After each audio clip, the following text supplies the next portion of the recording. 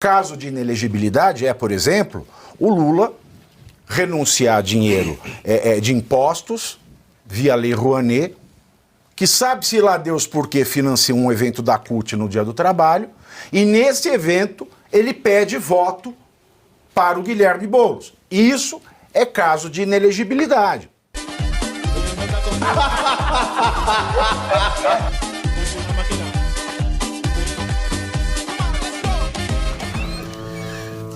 Gasolina tá mais cara, gasolina, gás de cozinhar também, a gasolina, a Petrobras subiu na bomba, a gasolina, quem é que vai pagar esse preço? Você, eu, todos nós. Quem é que vai pagar? Pelo menos o diesel não subiu, mas nós vamos falar disso, Bruno Musa tem uns comentários, é nosso convidado especial esta semana para falar de economia. Ele que é economista ou é comunista, Bruno Musa?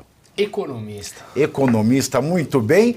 Não me mata, né, Bob? Já apresentei você, mas boa tarde a todos vocês que nos acompanham aqui pelo canal da Revista Oeste. Nesse final de semana, na cidade de Balneário Camboriú, em Santa Catarina, aconteceu o principal evento anual da direita brasileira, a CPEC.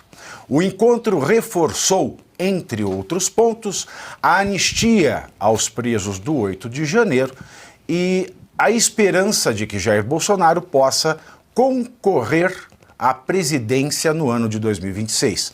O próprio Bolsonaro, em uma de suas falas no evento, se mostrou confiante em reverter a inelegibilidade, apostando na mudança da composição do Tribunal Superior Eleitoral, TSE. O presidente da Argentina, Javier Milei, foi um dos convidados. Ele se reuniu a portas fechadas com Bolsonaro e Tarcísio de Freitas e ganhou a medalha 3Is: imorrível, imbrochável e incomível. Essa medalha, ela tem poderes mágicos, viu, doutora Ana Laura? Depois que eu ganhei essa medalha, minha vida sexual acabou. Acabou. No seu discurso na CPEC, Milei criticou os governos socialistas da América Latina, mas sem citar o nome do presidente. Eu também não vou citar o nome dele. Não, não vou citar, não vou falar. Lula Lelé, também, sem citar o nome de Lula Lelé, também afirmou que Bolsonaro é vítima de uma perseguição judicial no país e avisou que a liberdade de expressão está sob ataque em grandes potências mundiais. Doutora Ana Paula, nos conte como foi sua experiência no CPEC nesse final de semana. Boa tarde. Boa tarde a todos vocês da mesa. Mais uma vez vou repetir, uma mesa qualificadíssima, não me desminta. A experiência em Balneário Camboriú esse final de semana foi, no mínimo, muito intensa, né? Na verdade, não houve tempo para que todos os palestrantes que pudessem estar lá presentes estivessem, né? Inclusive, o próprio Pavinato aqui deveria estar lá dando a sua contribuição, e eu tenho certeza que no próximo ano isso vai acontecer. Foi muito rico, né? Nós tivemos representantes de vários países, nós tivemos representantes da Bolívia falando aí sobre esse suposto falso golpe, tivemos de Portugal e do Brasil, né? Tivemos o Milei, que uma energia muito grande. Ele realmente não mencionou o nome do nosso presidente da República, mas ele jogou para a plateia disse aos gritos o que ele gostaria de dizer, né? E no primeiro dia... O que eles gritaram? Lula ladrão roubou meu coração? Eu posso falar, abre aspas... Lula ladrão roubou meu coração, foi isso? Parecido. É parecido. Então vamos ficar com parecido. Rima, isso. E vários... E tem aquele outro grito também dele, né? Viva la liberdade... Carajo.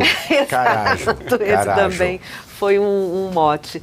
Mas no primeiro dia foi um destaque assim, muito grande também para a palestra do Nicolas ao final do primeiro dia, sendo sabatinado, inclusive, pelo Tarcísio, pelo Bolsonaro, pela Michelle e pelo governador de Santa Catarina.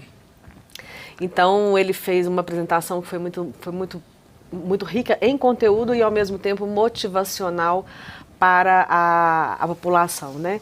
E eu acho assim que de todas as coisas muito importantes que aconteceram lá, houve um painel que me chamou um pouco a atenção, que foi o seguinte: a necessidade da direita formar a base, os movimentos de base.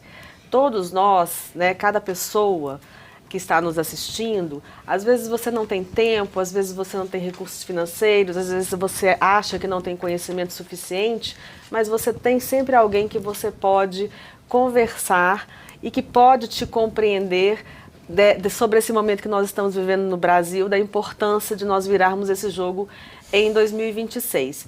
E para finalizar, né, que eu já estou me estendendo muito, realmente o que foi falado, inclusive pelo próprio Nicolas, só existem 3 possibilidades para ser candidato a presidente da República em 2026. Jair, Messias e Bolsonaro. Fecha aspas, foi a fala dele. E eu acho que isso tem a ver realmente com a mudança da composição do TSE nesses dias aí que nós tivemos.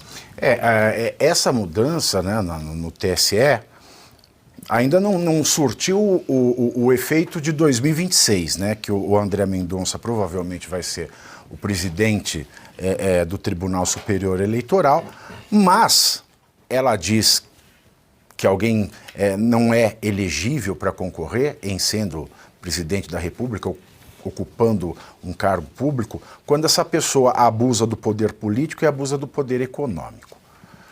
E disseram que por ele ter televisionado esta reunião e ter feito essa reunião no cargo de presidente, ele cometeu abuso de poder político. Só que a lei, ela não para aí. Ela diz que esse abuso tem que ser para favorecer a candidatura própria ou a candidatura de alguém que o presidente queira favorecer. Quando o Bolsonaro fala de urna eletrônica, ele não favorece a candidatura. Ele coloca todas as candidaturas no mesmo patamar, porque a urna eletrônica serve para tudo. Ela serve para tudo. Então, não é, em absoluto, um caso de inelegibilidade. Caso de inelegibilidade é, por exemplo, o Lula renunciar a dinheiro de impostos via Lei Rouanet, que sabe-se lá Deus por que financia um evento da CUT no Dia do Trabalho, e nesse evento ele pede voto para o Guilherme Boulos. Isso é caso de inelegibilidade. Mas o fato é que essa decisão foi dada e ela vai acabar, certamente, no Supremo Tribunal Federal. E é lá que essa discussão dele ser elegível ou não em 2026 vai vir à tona. Professor Marcelo Sono, o senhor acha que o Supremo, na atual composição, porque daqui até lá nós vamos ter esses mesmos ministros, vai poder rever o que já aconteceu? Bom, inicialmente, meus cumprimentos para o Renato, meus cumprimentos ao Bruno, Geise, doutora Ana Paula, a esse público maravilhoso que nos acompanha, a todo mundo da Oeste. E no meu momento, Maguila, uma pessoa pediu para mandar um abraço para você, me encontrou na rua e disse que você é um defensor. Você é o defensor da liberdade no Brasil. Eu sou apenas um porta-voz. Você não quer ser o que a pessoa fala isso no momento como esse? Professor, tem que ser dito. O nome dela é Sara, talvez o sobrenome seja Medeiros, me encontrou. Muito obrigado, Sara. Ela pediu que você mandasse um beijo porque ela te ama. Sara, um beijo para você e, de fato, defender a liberdade, em primeiro lugar, é defender a liberdade de falar qualquer coisa, contra ou a favor. Contra ou a favor? Muito obrigado pela compreensão. Professor Sono. Vamos lá. Pavinato, a composição já está feita, né? Ou seja, não muda muita coisa. A única coisa que pode alterar é a configuração das relações de força, o que isso significa. Ora, de repente, o Lula está fazendo tanta bobagem que se percebe que ele não tem nenhuma capacidade de ser eleito se ele concorrer com qualquer pessoa, exceto contra alguém que possa significar um elemento de mobilização dos ódios privados dele e de um segmento da sociedade brasileira que não quer trabalhar. Até quando você falou de eu vir aqui, eu venho doente porque a direita trabalha. Quem não gosta de trabalhar isso é o outro verdade. lado. tá? Que não quer trabalhar, mas precisa ter alguém para odiar. A única forma que poderia seria esta: numa configuração de forças, descobrirem que a presença de Sua Excelência, o presidente Jair Messias Bolsonaro, seria essencial para que o Lula tivesse uma sobrevida. Por quê? Porque ele só destila ódio, ele precisa ter o inimigo para mobilizar as massas. Coisa curiosa, porque mobilizar as massas tendo um inimigo comum é a prática natural do fascismo. Foi assim que Mussolini construiu toda a sua verve política, toda a sua bandeira de fazer política. Ele precisava ter um inimigo e dizia que o fascismo se consolidava pela mobilização constante das massas. Essa é a razão pela qual só mobiliza a massa se você tiver alguém para odiar. Era o que Mussolini fazia. É o que o atual governo precisa fazer. Talvez isso leve a ter eu diria, uma alteração, não um bom senso por parte do Supremo Tribunal Federal, ou melhor, bom senso por parte daqueles que ocupam os cargos dentro do Supremo, porque o Supremo sempre tem bom senso. Como diria Platão, as leis não erram, quem erra é o conteúdo daqueles que fazem. Então, o Supremo não erra, quem erra são aqueles que estão lá dentro. Por que esperar bom senso deles? Eu não espero. Mas eu espero, pelo menos, racionalidade política, porque já tem muito tempo que o Supremo Tribunal Federal se constitui apenas como um partido político a mais.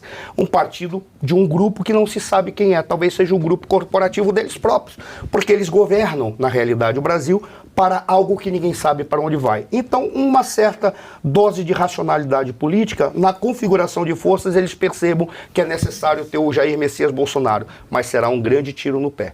Porque se o Bolsonaro consegue mobilizar as massas para alguém que ele possa ungir, imagina se ele aparecer para disputar, como nunca antes na história deste país. Olha que frase ridícula, né?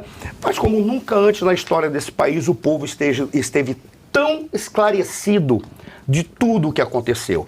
O que foi feito para derrubar um cara que estava tentando construir uma nova história, o que foi feito para criminalizar pessoas que não cometeram crime nenhum, o que foi feito para calar as vozes das pessoas de bom senso, o que foi feito para calar aqueles que querem ter um projeto de país. Tudo isso está ficando claro, até mesmo entre aqueles que fazem parte do grupo que apoiou o atual governo, que começam a perceber que eles fizeram não uma grande bobagem, mas foi um tiro que eles deram. Na realidade, eles não deram um tiro no pé, eles cuspiram para cima. Estão vendo que o cuspe está caindo nos seus próprios rostos. Por qual razão? Porque é o que se espera de indivíduos que não agem em função do equilíbrio e do melhor desempenho da sociedade. Estão apenas preocupados em defender os seus próprios interesses. Foi isso que aconteceu. Se eu tiver a falar mais adiante, eu já me estendi demais, vai dar para fazer comparações internacionais. Para Sua Excelência, o presidente Milei, ele hoje é um farol para todos nós. Por qual razão? Porque ele teve coragem o suficiente. E olha, em determinados momentos ele disse que ele deveria, como chefe de Estado, mandar um recado para esse senhor que ocupa a cadeira presidencial no Brasil. Hoje eu digo que não. Não deveria, sabe? Porque ele não pode perder o tempo e a palavra dele jogando palavras ao léu que não terão significado nenhum, nem que seja por elegância.